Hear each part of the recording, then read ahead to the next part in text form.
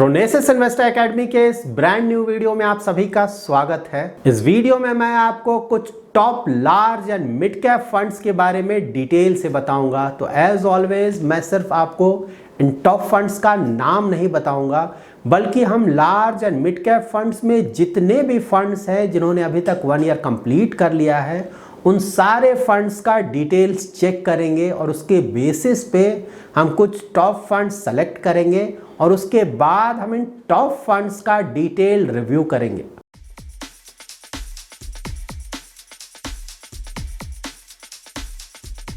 Currently अगर आप Indian stock markets को देखें तो टॉप से इसमें ऑलरेडी 16 to 17% का करेक्शन आ चुका है, और अगर वर्ल्ड वाइड इन्फ्लेशन कंट्रोल में नहीं आता है तो हम और भी करेक्शन एक्सपेक्ट कर सकते हैं। इस तरह के मार्केट में आप जब भी किसी भी म्यूचुअल फंड स्कीम का रिटर्न्स चेक करेंगे तो उसका रिटर्न्स आपको अच्छा नहीं लगेगा। मोस्टली ज़्यादातर स्कीम्स के ज़्यादातर होराइजन्स में जो रिटर्न्स हैं वो उनके रिस्पेक्टिव बेंचमार्क से भी कम शो करेंगे। लेकिन इसका मतलब ये नहीं है कि ये सारे funds all of a sudden खराब हो गए हैं। आप जब भी अपना इन्वेस्टमेंट करें तो ये ध्यान में रखें कि स्टॉक मार्केट ऊपर और नीचे दोनों ही जाएगा, और जब ये ऊपर जाएगा तो आपका जो म्यूचुअल फंड रिटर्न्स है वो काफ़ी अच्छा लगेगा, और जब ये नीचे जाएगा तो वो उतना अच्छा नहीं लगेगा। इसीलिए जब भी आप अपना इन्वेस्टमेंट करें या फिर इन्वेस्टमेंट के लिए कोई फंड सेलेक्ट करें तो समय आप ट्राई करें कि आप वैसे फंड्स को सेलेक्ट करें जो कि जब मार्केट ऊपर जा रहा हो तो ठीक ठाक परफॉर्मेंस दे, लेकिन साथ ही जब मार्केट नीचे जा रहा हो तो उस समय भी वो एक अच्छा डाउनसाइड प्रोटेक्शन दे। अच्छा डाउनसाइड प्रोटेक्शन का मतलब ये हुआ कि स्टॉक मार्केट अगर मान लीजिए 10% से गिरता है, दैट इज उसका बेंचमार्क अगर 10% से गिरता है तो ये फंड 10% या उससे कम गिरे। Large and mid cap category में 27 फंड्स ऐसे हैं जो कि 1 ईयर से ज़्यादा पुराने फंड्स हैं। आउट ऑफ दीज फंड्स हम वैसे फंड्स को अपने फाइनल लिस्ट से रिमूव करेंगे जो कि रिलेटिवली न्यू फंड्स हैं, जिन्होंने अभी तक अपना 3 ईयर्स भी कंप्लीट नहीं किया है, और साथ ही हम वैसे फंड्स को भी अपने फाइनल लिस्ट से रिमूव करेंगे जिनका AUM that is asset under management 500 crore से कम है।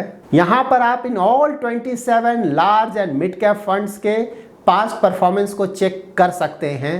यहां पर मैंने 1 year, 3 year, 5 year and 10 year का रिटर्न्स मेंशन किया है with respect to its benchmark. So out of this 27 funds हम जिन फंड्स को अपने फाइनल लिस्ट से रिमूव करेंगे वो फंड्स हैं Baroda BNP परिवास large and mid cap fund, BOI AXA large and mid cap equity fund, HSBC large and mid cap equity fund, Mahindra Manulife top 250 निवेश योजना, Motilal Oswal large and mid cap fund, Navi large and mid cap fund, quant large and mid cap fund and union large and mid cap fund.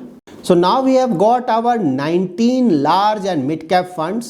यहाँ पर अगर आप इन funds के returns देखें तो ज़्यादातर रिटर्न्स रेड कलर से हाईलाइटेड हैं। इसका मतलब ये हुआ कि ये फंड उस पर्टिकुलर होराइजन में अपने बेंचमार्क को बीट नहीं कर पा रहे हैं। जब भी आप किसी भी फंड का परफॉर्मेंस देखें तो उसे स्टैंड अलोन बेसिस पे नहीं देखें। आप सिर्फ ये नहीं देखें कि आपका फंड 5% या 10% गिर गया है, आप हमेशा ही उस फंड के बेंचमार्क के रिटर्न्स को भी देखें। अगर उसका बेंचमार्क भी 5 to 10% गिरा है तो इन दैट केस आपके फंड का परफॉर्मेंस बुरा नहीं है, और साथ ही आप सेम कैटेगरी के दूसरे फंड्स का भी परफॉर्मेंस देखें। अगर वहाँ पे सारे ही फंड्स 5-10% गिर रहे हैं तो आपका फंड भी अगर 5 to 10% गिरता है तो उस फंड को बुरा माना नहीं जाएगा, इनफैक्ट वो एक अच्छा फंड माना जाएगा। हाँ, आपका फंड उस केस में बुरा माना जाएगा जब ओवरऑल मार्केट या फिर आपका बेंचमार्क जो है वो 10% गिरता है और आपका फंड 20% गिर जाता है। सिमिलरली जो दूसरे टॉप फंड्स हैं वो फंड्स पॉजिटिव रिटर्न दे रहे हैं अच्छा खासा, और आपका फंड काफ़ी निगेटिव रिटर्न दे रहा है, वो भी लॉन्ग टर्म में। इन दैट केस आप अपने फंड को बुरा फंड बोल सकते हैं। और साथ ही आप इस बात को भी ध्यान में रखें कि कोई भी फंड कितना भी अच्छा फंड क्यों ना हो, वो हमेशा ही काफ़ी अच्छा रिटर्न जनरेट नहीं कर पाएगा, वो कभी ना कभी अंडर परफॉर्म जरूर करेगा। दैट्स वाई अगर कोई अच्छे क्वालिटी का फंड जो कि काफ़ी अच्छे समय से अच्छा परफॉर्मेंस दे रहा है, अगर वो कुछ समय तक अपने बेंचमार्क से कम रिटर्न्स भी जनरेट करे तो उसे बुरा फंड नहीं माना जाएगा। फिलहाल स्टॉक मार्केट में काफी करेक्शन आया है, तो यहाँ पे ज्यादातर फंड्स के जो रिटर्न्स होंगे वो बेंचमार्क से कम होंगे। तो यहाँ पर आपको उन फंड्स को देखना है जो कि अपने बेंचमार्क के आसपास ही रिटर्न जनरेट कर रहे हैं, तो उन फंड्स को ओके माना जाएगा। हाँ, अगर कोई फंड अपने बेंचमार्क से काफ़ी ज़्यादा कम रिटर्न जनरेट कर रहा है तो वहाँ पे ऑफ कोर्स हमें उस फंड का रिव्यू करना पड़ेगा। यहाँ पर अगर आप number 1 Aditya Birla Sun Life equity advantage fund का परफॉर्मेंस देखें तो 1 ईयर में बेंचमार्क ने रिटर्न दिया है 0.34%, जबकि इस फंड का रिटर्न रहा है -9.78%। 3 ईयर्स में भी ये फंड अपने बेंचमार्क से कम रिटर्न जनरेट कर रहा है। 5 ईयर में ये फंड अपने बेंचमार्क से काफ़ी कम रिटर्न जनरेट कर रहा है। तो यहाँ पर हम इस फंड को एक अंडर परफॉर्मिंग फंड बोल सकते हैं। जबकि अगर आप number 3 Canara Robeco emerging equities fund का परफॉर्मेंस देखें तो 1 ईयर में इस फंड का रिटर्न्स इसके बेंचमार्क से थोड़ा ही ज़्यादा है, जबकि 3 ईयर एंड 5 ईयर में इसका रिटर्न इसके बेंचमार्क से तो कम है लेकिन इसके बेंचमार्क से बिल्कुल आसपास में है। और 10 ईयर होराइजन में भी इस फंड ने अपने बेंचमार्क को अच्छे मार्जिन से बीट किया है। तो इस फंड का performance in current market conditions बुरा नहीं है। सो आउट ऑफ दीज 19 फंड्स हम वैसे फंड्स को अपने फाइनल लिस्ट में इंक्लूड करेंगे जिनका परफॉर्मेंस रिलेटिवली ज़्यादा बुरा नहीं है। सो यहाँ पर हम जिन फंड्स को अपने फाइनल लिस्ट से रिमूव करेंगे वो फंड्स हैं Aditya Birla Sun Life equity advantage fund, DSP equity opportunities fund, Franklin India equity advantage fund, IDFC core equity fund, Invesco India growth opportunities fund, L&T large and mid cap fund, Nippon India vision fund, Tata large and mid cap fund and UTI core equity fund. So now we have got our top 10 large and mid cap fund। ये funds हैं Axis growth opportunities fund, Canara Robeco emerging equities fund, Edelweiss large and mid cap fund, HDFC large and mid cap fund, ICICI Pru large and mid cap fund, Kotak equity opportunities fund, LICMF large and mid cap fund, Mirae asset emerging blue chip, SBI large and mid cap fund and Sundaram large and mid cap fund. इन सारे funds का performance ठीक ठाक है। तो अगर हमारे portfolio में इस तरह के फंड्स हैं तो इन फंड्स को हम कंटिन्यू कर सकते हैं। नाउ हमें large and mid cap category के कुछ टॉप फंड्स को सेलेक्ट करना है। उसके लिए हम इन सारे फंड्स का डाउनसाइड प्रोटेक्शन चेक करेंगे। दैट इज जब स्टॉक मार्केट्स में लास्ट टाइम मेजर करेक्शन आया था उस समय इन फंड्स का परफॉर्मेंस कैसा था। यहाँ पर मैंने इन ऑल 10 फंड्स का रिटर्न्स लिया है एज ऑन 1 अप्रैल 2020। ये वो पीरियड था जब because of corona pandemic stock markets में मेजर करेक्शन आया था। यहाँ पर आप देख सकते हैं as on 1 April 2020 Axis growth opportunities fund, Canara Robeco emerging equities fund and Mirae asset emerging blue chip का परफॉर्मेंस रिलेटिवली अच्छा था। और साथ ही Edelweiss large and mid cap fund, Kotak equity opportunities fund and LICMF large and mid cap fund का भी performance अच्छा था। सो आउट ऑफ दीज 10 फंड्स हम जिन टॉप 3 फंड्स को अपने फाइनल लिस्ट में इंक्लूड करेंगे वो फंड्स हैं Axis growth opportunities fund, Canara Robeco emerging equities fund and Mirae asset emerging blue chip. ये ऑल 3 फंड्स ऐसे फंड्स हैं जो कि जब मार्केट ऊपर जाता है तब भी इनका परफॉर्मेंस अच्छा रहता है और जब भी मार्केट नीचे जाता है उस समय भी ये ज़्यादा नहीं गिरते हैं। ना हम इन ऑल 3 फंड्स का डिटेल रिव्यू करेंगे जिससे कि हमें पता चल सके कि हमारे इन्वेस्टमेंट के लिए कौन सा फंड ज़्यादा सूटेबल है। यहाँ पर Axis growth opportunities fund and Canara Robeco emerging equities fund का अगर आप पोर्टफोलियो प्राइस टू अर्निंग देखें तो वो काफ़ी ज़्यादा है, जबकि Mire asset emerging blue chip fund का पोर्टफोलियो प्राइस टू अर्निंग ज़्यादा नहीं है। लेकिन अगर आप एनुअल टर्नओवर देखें तो यहाँ पे Mirae asset emerging blue chip fund का एनुअल टर्नओवर रिलेटिवली काफ़ी ज़्यादा है at 92%। Axis growth opportunities fund को मैनेज करते हैं मिस्टर जिनेश गोपानी जो कि इस फंड को अक्टूबर 2018 से मैनेज कर रहे हैं। Canara Robeco emerging equities fund को मैनेज करते हैं मिस्टर श्रीदत्ता जो कि इस फंड को अक्टूबर 2019 से मैनेज कर रहे हैं।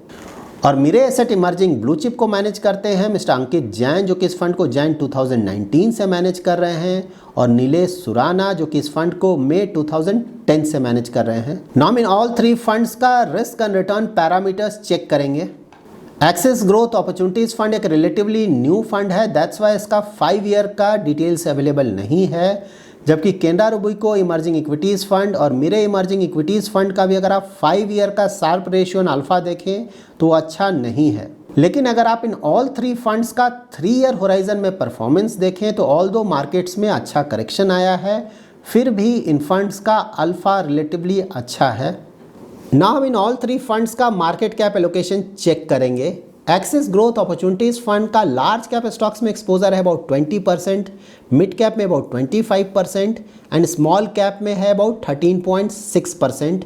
एक्सिस ग्रोथ अपॉर्चुनिटीज़ फंड का जो टोटल एसेट्स है उसका अबाउट 76% डोमेस्टिक इक्विटीज़ में इन्वेस्ट हुआ है, जबकि फॉरेन इक्विटी में अबाउट 18% इन्वेस्ट हुआ है।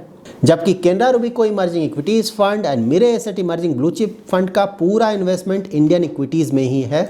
Canara Robeco emerging equity fund ने लार्ज कैप में अबाउट 42%, मिड कैप में अबाउट 28% एंड स्मॉल कैप में अबाउट 5% इन्वेस्ट किया है अपने टोटल एसेट का। और Mirae asset emerging blue chip fund ने अपने टोटल एसेट का अबाउट 48% लार्ज कैप में, 26% मिड कैप में और अबाउट 8% स्मॉल कैप स्टॉक्स में इन्वेस्ट किया है। सो यहाँ पर आप देख सकते हैं एक्सिस ग्रोथ अपॉर्चुनिटीज़ फंड अपने टोटल एसेट का about 39% mid and small cap funds में इन्वेस्ट कर रहा है, जबकि Canara Robeco emerging equities fund and Mirae asset emerging blue chip fund अपने टोटल एसेट का about 33% mid and small cap में इन्वेस्ट कर रहा है। और साथ ही एक्सिस ग्रोथ अपॉर्चुनिटीज़ फंड का स्मॉल कैप स्टॉक्स में भी एक्सपोजर रिलेटिवली ज़्यादा है। नाउ हम इन ऑल 3 फंड्स का सेक्टर एलोकेशन चेक करेंगे। एक्सिस ग्रोथ अपॉर्चुनिटीज़ फंड ने जिन सेक्टर्स में मेजर एलोकेशन लिया है वो सेक्टर्स हैं financial, services, tech, chemicals and health care. Canara Robeco emerging equities fund ने जिन सेक्टर्स में मेजर इन्वेस्टमेंट किया है वो सेक्टर्स हैं financial, health care, automobile, tech and services. And Mirae asset emerging blue chip fund ने जिन सेक्टर्स में मेजर इन्वेस्टमेंट किया है वो सेक्टर्स हैं financial, health care, tech, energy and automobile. So यहाँ पर आप देख सकते हैं सेक्टर एलोकेशन वाइज इन ऑल 3 फंड्स में ज़्यादा डिफरेंस नहीं है। नाउ इन ऑल 3 फंड्स का स्टॉक पोर्टफोलियो चेक करेंगे। एक्सिस ग्रोथ अपॉर्चुनिटीज़ फंड ने जिन स्टॉक्स में अपना मेजर इन्वेस्टमेंट किया है वो स्टॉक्स हैं Bajaj finance, PI industries, Tata Elxsi, avenue supermarts and Torrent power. Canara Robeco emerging equities fund ने जिन स्टॉक्स में अपना मेजर इन्वेस्टमेंट किया है वो स्टॉक्स हैं ICICI bank, HDFC bank, Reliance industries, Infosys and SBI. और Mirae asset emerging blue chip fund ने जिन स्टॉक्स में अपना मेजर इन्वेस्टमेंट किया है वो स्टॉक्स हैं ICICI bank, HDFC bank, Infosys, Axis bank and Reliance industries. यहाँ पर आप देख सकते हैं Canara Robeco emerging equities fund and Mirae asset emerging blue chip fund के जो टॉप होल्डिंग्स हैं उसमें ज़्यादा डिफरेंस नहीं है। और इन दोनों ही फंड्स के जो टॉप होल्डिंग्स हैं उसमें ज़्यादातर लार्ज कैप कैटेगरी के स्टॉक्स हैं, जबकि एक्सिस ग्रोथ अपॉर्चुनिटीज़ फंड के टॉप होल्डिंग्स में जो स्टॉक्स हैं वो रिलेटिवली डिफरेंट हैं। और साथ ही इस फंड के टॉप होल्डिंग्स में काफ़ी ज़्यादा मिड कैप स्टॉक्स को भी इंक्लूड किया गया है। So after this detailed review हमने ये देखा है कि ऑल 3 फंड्स परफॉर्मेंस वाइज अच्छे फंड्स हैं, इनका sector allocation, market cap allocation और साथ ही स्टॉक पोर्टफोलियो भी अच्छा है।